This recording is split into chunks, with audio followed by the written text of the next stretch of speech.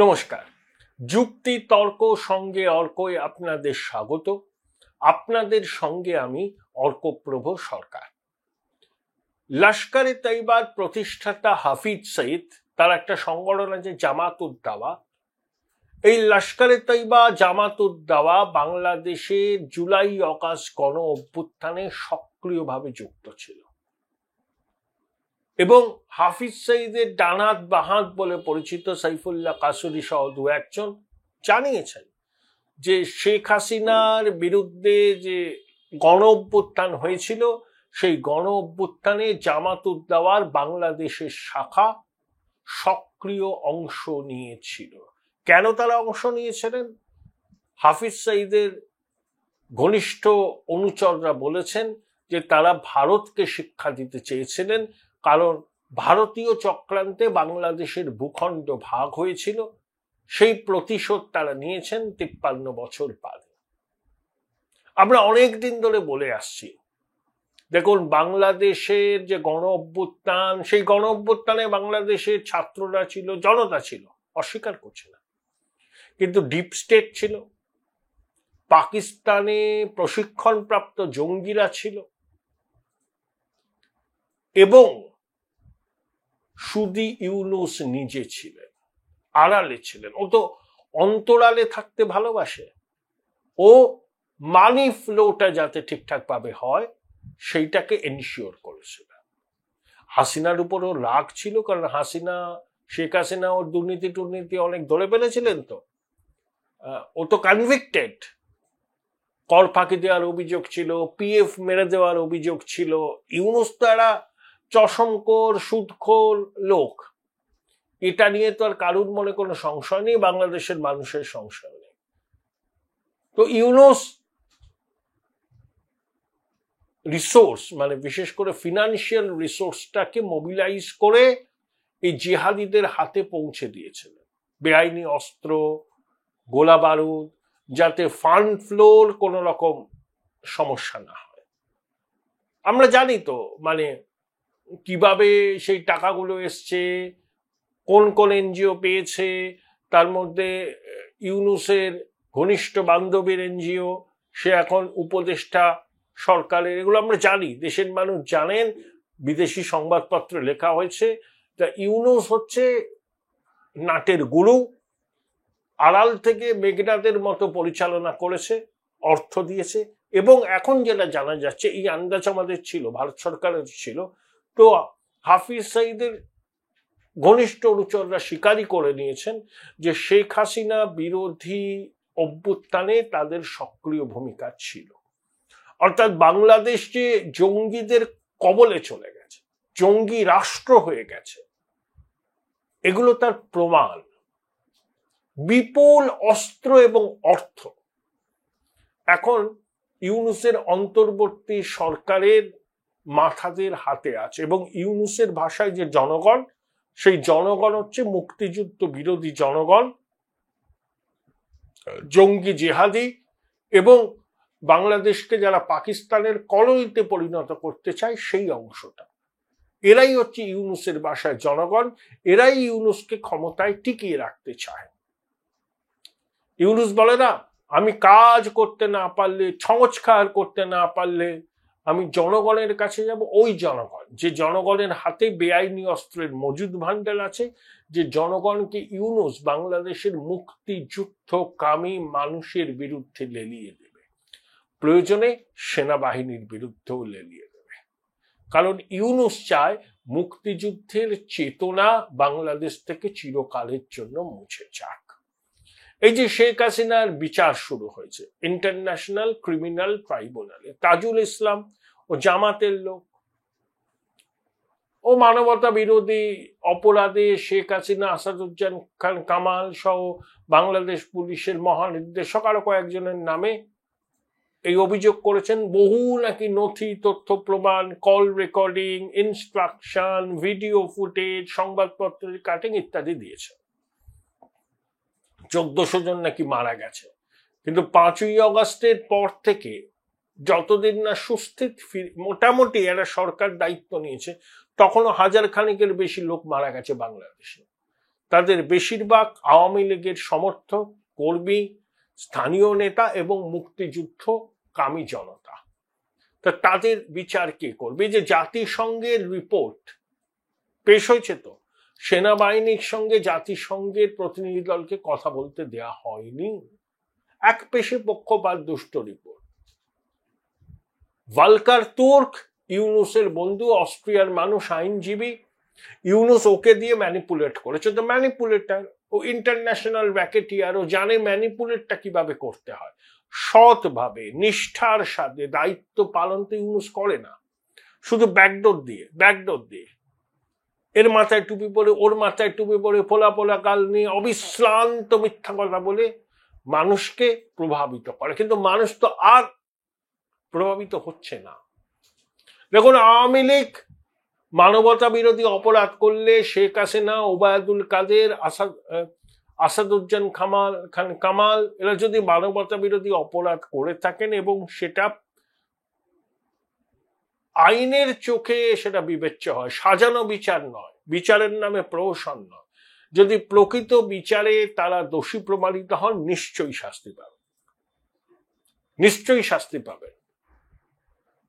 কিন্তু অন্তর্বর্তী মানে শেখ হাসিনা দেশ ছাড়ার পর বাংলাদেশ জুড়েও তো নরসংহার হয়েছে, তার জন্য ইনডেমনিটি দিয়ে দিয়েছে অন্তর্বর্তী সরকার। চমৎকার। 1000 জনের উপর লোক খুন হলেন, ঘরবাড়ি জ্বালিয়ে দেওয়া হলো, ব্যবসায়িক প্রতিষ্ঠানকে ভাঙচুর করা হলো 5ই আগস্টের পরে। যারা এসবের সঙ্গে যুক্ত তারা ইনডেমনিটি পেয়ে গেছে।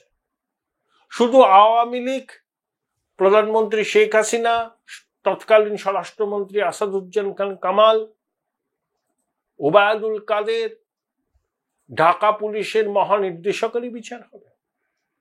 এবং স্বাধীন বাংলাদেশ এটা কখনো হয়নি যে যুদ্ধ অপরাধীদের বিচার তো হয়েছে ইন্টারন্যাশনাল ক্রিমিনাল ট্রাইব্যুনালে, কোনোদিন সরাসরি সম্প্রচার হয়নি। ইউনুস বাংলাদেশ টেলিভিশনের মাধ্যমে সেই বিচারটাকে সরাসরি সম্প্রচার করছে, ট্রাইব্যুনালের সমাজ মাধ্যমেও সরাসরি সম্প্রচার করা হয়। অর্থাৎ ইউনুস এই ন্যারেটিভটা তৈরি করতে চাইছে, নিজে সব দিক থেকে ব্যর্থ। জাপানে ইউনুসকে বিক্ষোভের মুখে পড়তে হয়েছিল, আন্তর্জাতিক সংবাদ মাধ্যমে ইউনুসের উদ্দেশ্য নিয়ে প্রশ্ন তোলা হচ্ছে, বিদেশের মাটি থেকে ইউনুস মিথ্যা কথা বলছে যে শুধুমাত্র বিএনপি নাকি নির্বাচন চাইছে। একেবারে ভ্রান্ত ধারণা।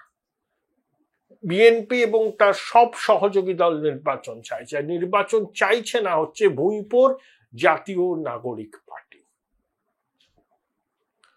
এবারই প্রথম বাংলাদেশের বাজেট বরাদ্দের অঙ্ক কমে গেছে 7,000 কোটি টাকা। ভাবতে পারেন, অর্থনীতিবিদ ইউনুস, তার আমলেই প্রথমবার বাংলাদেশের বাজেট বরাদ্দ কমলো। বাজেটে প্রতিবার 10% হারে বাড়ে, 24-25 অর্থবর্ষে 5% হারে বেড়েছিল, এবার কিন্তু কমে গেল, 10% কমে গেল। কেন? এই হচ্ছে ইউনুস সরকারের অপদার্থতা, চুরি, লুটপাট। আমি দেখলাম যে ওদের নগদ বলে একটা প্রতিষ্ঠান আছে, সেখানে 150 কোটি টাকা ইউনুসের লোকজন তছরূপ করেছে নগদে। ভুয়ো বিল, ভুয়ো বাউচার। ইউনুসের উপদেষ্টা একটা আসিফ মাহমুদ সাজিব ভুঁইয়া, আর একটা নুরজাহান বেগম নাকি, ও স্বাস্থ্য উপদেষ্টা ছিল ইউনুসের এনজিও দীর্ঘদিনের সহযোগী, তাদের আমচা চামচা বেলচারা লুট করছে। পদ পাইয়ে দেওয়া, তদবির করা, সুপারিশ করা, ঠিকাদারদের কাছ থেকে টাকা তোলা, এটা ইউনুসের অন্তর্বর্তী সরকারের সবাই এর সঙ্গে যুক্ত। ওনাকে সোনার বাংলা উপহার দেবে, বাংলাদেশের মানুষ এগুলো জানেন। তারা এখন কপাল চাপড়াচ্ছেন যে কি পাপই না করেছি, নইলে এই সুদখোর বাটপাটটাকে আমরা ডেকে এনে দেশের ক্ষমতায় বসালাম। Join Indian Institute of Hotel Management now. Right choice, right decision. এর থেকে সেনাবাহিনী যদি ক্ষমতা নিত অনেক ভালো ছিল। তারা একটা জাতীয় সরকার বা তত্ত্বাবধায়ক সরকারের মাধ্যমে নির্বাচন করতে পারত। বাংলাদেশের মানুষ বিভ্রম হয়েছিল, শুধু ইউনুস, নোবেল শান্তি পুরস্কার, অর্থনীতিবিদ, বড় বড় কথা বলে। ইউনুসের উচ্চাসা ছিল রাজনীতি করার, দেশের ক্ষমতা দখল করার। আগে সুবিধা করতে পারেনি, কিন্তু সেই আশা তো ও ছাড়েনি। এবার পরে পাওয়া 14 আনার মতো ও সুযোগ পেল, জাঁকিয়ে বসলো। ও এমনি ছাড়বে না, ওকে লাথি মেরে সরাতে হবে। কে লাথিটা মারবে? বাংলাদেশের মানুষ। তাদের জীবনকে ও দুর্বিষহ করে তুলেছে সব দিক থেকে। মববাজি, চাঁদাবাজি, বেকারত্ব, নিত্য প্রয়োজনীয় জিনিসের অগ্নিমূল্য, বিনিয়োগ নেই। তারপর দেশের সার্বভৌমত্ব নিয়ে ইউনূস প্রশ্নচিহ্ন তুলে দিয়েছে। যে ওই হিউম্যানিটেরিয়ান করিডোর, ত্রাণ করিডোর, রাখাইন প্রদেশে আরাকান আর্মিকে সহায়তা, সেনাবাহিনী আপত্তি করেছে এবং বাংলাদেশের মানুষের সমর্থন নেই। কারণ স্বাধীন সার্বভৌম বাংলাদেশের মাটি কেন বিদেশি সৈন্য দাপাদাপি করবে? ইউনূসের অনেক উপদেষ্টা হচ্ছে বিদেশি নাগরিক, তারা বিদেশি প্রভুদের স্বার্থ সুরক্ষিত রাখবে, বাংলাদেশের নয়। এটা বাংলাদেশের মানুষ বুঝেছে।